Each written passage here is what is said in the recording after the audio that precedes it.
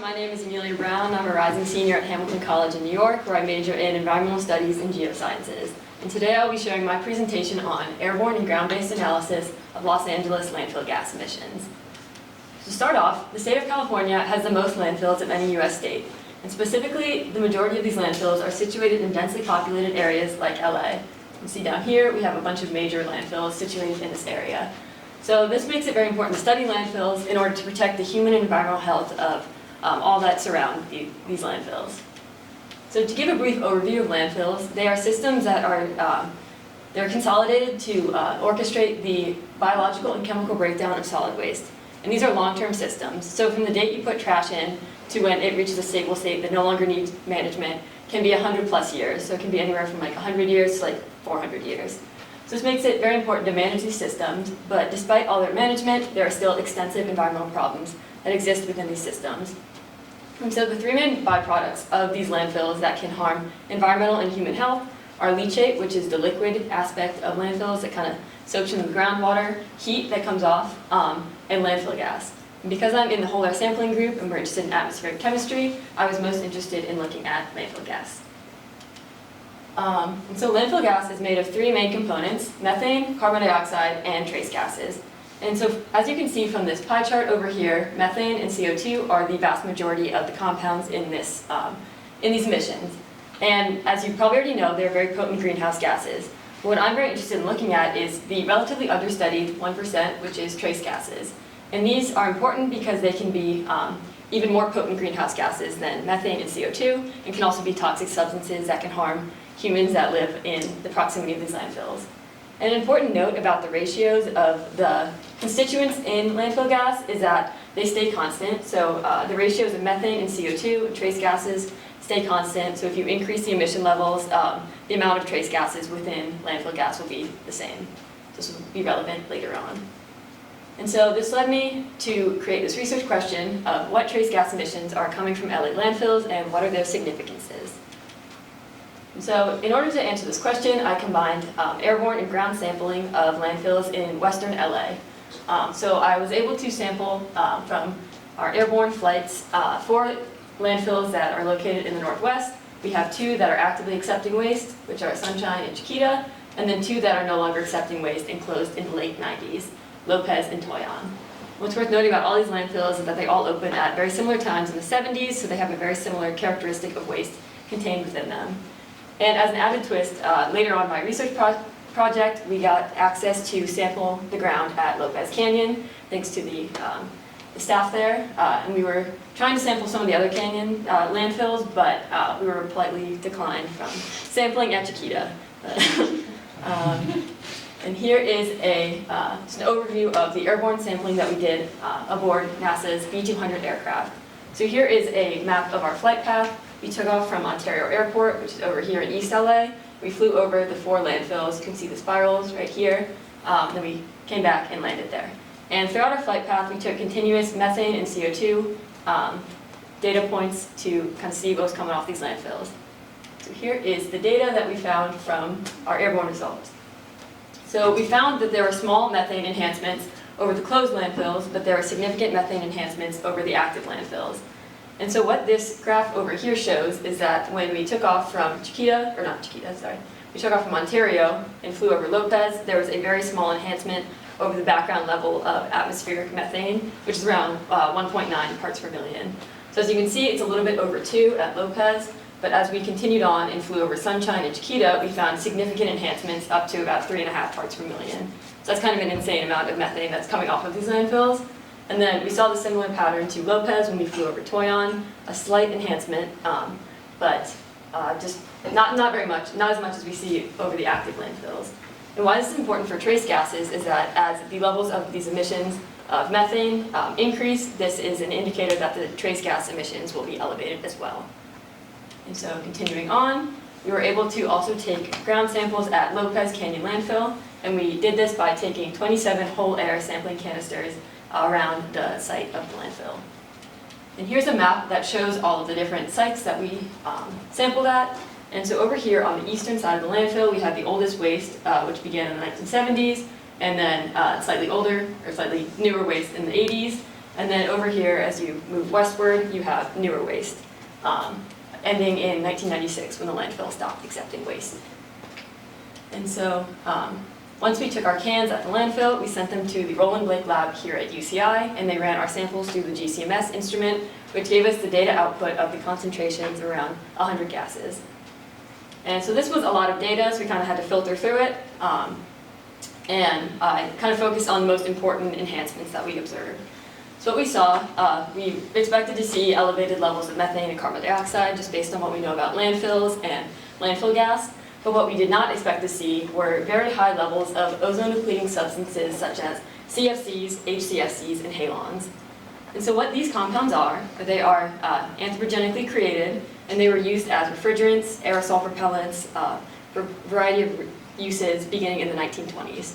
And what they also they are banned substances under the Montreal Protocol for their role in stratospheric ozone depletion. And as you can see from this Venn diagram up here, they're also very potent greenhouse gases. So these are really nasty compounds coming out of this landfill, and we have not observed this before. And we had elevated levels of all 11 ozone-depleting substances that we tested for, but due to time constraints, I'm just going to cover the 3 that we found in the highest concentration, which are HCFC22, H1301, and CFC114. And so starting off with our 3rd highest concentration compound, we have HCFC22.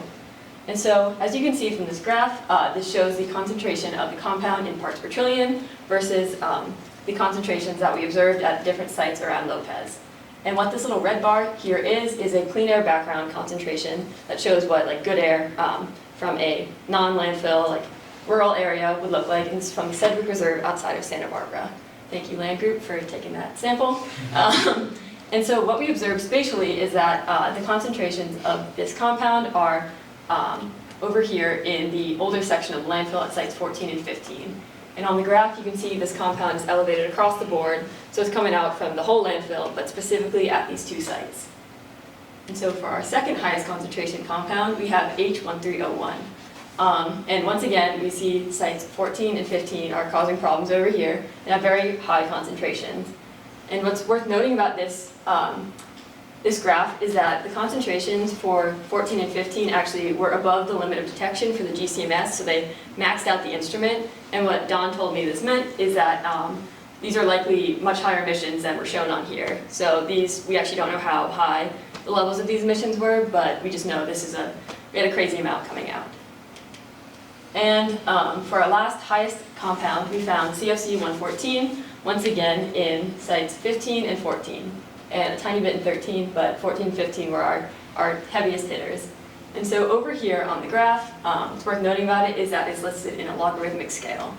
So site 13 is about 20, but when you get to 14 and 15, you have 1,000 ppt and then 10,000 ppt. So these are very significant enhancements of these very nasty compounds that are being emitted into the atmosphere. So getting into why these are so important. So these 3 compounds, as well as all the other ones that were found to be elevated at Lopez, deplete good ozone that exists in the stratosphere. As my colleagues talked about previously, bad ozone on the ground level is a human health hazard, but when it's in the stratosphere, ozone absorbs incoming UV radiation and protects humans from harmful UVC radiation that can cause skin cancer and a whole other host of problems. So what ozone-depleting substances do is they are emitted at the ground level, enter the stratosphere, and interact with ozone particles to break them down. And in fact, ozone-depleting substances created the Antarctic ozone hole that was first formed in the 1970s and persists to today. And so I couldn't do this presentation without giving a quick shout out to the late F. Sherwood Rowland, who was a professor here at UCI and was a close friend and mentor of my faculty mentor, Don Blake. So he was the one, along with his partner Mario Molina, that discovered CFC stratospheric ozone depletion properties, and he won the 1995 Nobel Prize in Chemistry for this discovery. So getting back to my project, why this is so important today is that scientists have found an unexplained rise in CFC emissions. And so you can see that there are, from some pretty important news journals, but they all have noted that there has just been an unexpected rise in all of these compounds, and they've not really had any concrete conclusions as to why this is happening. And interestingly, none of them have implicated any emissions from landfills. So there's been like no recorded evidence that they're still coming out of landfills. So even if landfills aren't the source, they're obviously contributing to high levels of emission and should be accounted for. So yeah, it begs the question for future research, could landfills be contributing to recent ozone-depleting substance increases? And another important reason why these are such harmful compounds is that they are extremely potent greenhouse gases. So the greenhouse gas potency of the compounds emitted from Lopez is significantly higher than both methane and CO2. And in fact, the highest compound that we found, CFC 114, is actually 10,000 times more potent as CO2 as a greenhouse gas. And so even if small amounts of these compounds are entering the atmosphere, they can significantly impact our climate system and really harm our Earth. And so circling back to the elevated methane and CO2 emissions we found over Chiquita and Sunshine, and tying back to what I talked about with the constant ratios of elevated levels of methane tying to elevated levels of trace gases, and given the fact that Sunshine and Chiquita were also open in the 1970s, this means that the emissions of ozone-depleting substances are likely very high at these sites as well, and can likely be even higher than they were found at Lopez. And so this leads me to my next steps for the next SARP. I would like to continue taking ground samples, but do so at active landfill sites like Chiquita and Sunshine, because we found very interesting stuff at the closed and well-managed Lopez landfill. But we were not able to gain access to Chiquita, so I would love to go back there next year and sample again. And to continue airborne data collection over Chiquita and Sunshine to determine if the emissions that we saw on the ground are making it into the atmosphere. And additionally, I would like to further investigate the roles of landfills in this mysterious global increase in ozone-depleting substances to kind of get to the bottom of it. And I would now like to thank the people that are listed here, especially Dr. Don Blake and Katie Perodero. I could not have done this project without all of your help. And everyone else on this list made this summer just unforgettable. So thank you.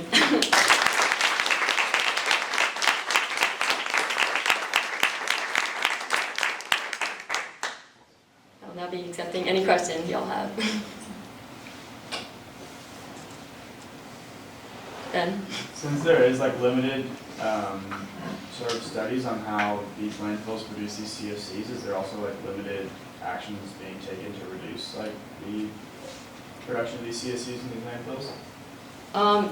Yeah, there is a under the Clean Air Act, which was passed, or this provision was passed in the 90s. There is a requirement that in order, when you dispose of a refrigerator, which emits high levels of these ozone-depleting substances, you have to take the refrigerant out and properly dispose of it. So it's not entering the atmosphere, but Lopez was closed before this provision happened, so there's all of these complete refrigerators and stuff with their CFCs still intact. So they are just kind of the perfect storm to emit a bunch of CFCs. But yeah, today there's efforts being taken to minimize it. Garrett? Are there any ways to sort of filter out these CFCs or otherwise process them to keep them from coming out of the landfill? There's been investigations, Don was involved in one of these, but looking at the type of soil you put on top of landfills can kind of help to minimize the emissions that are coming out of it, but it's a very complicated science and imperfect because you have to let a little bit of air out, otherwise these landfills are going to explode, but you have to, so it's a perfect balance, and landfills are super complicated systems, but there are techniques that they're being investigated to minimize these emissions.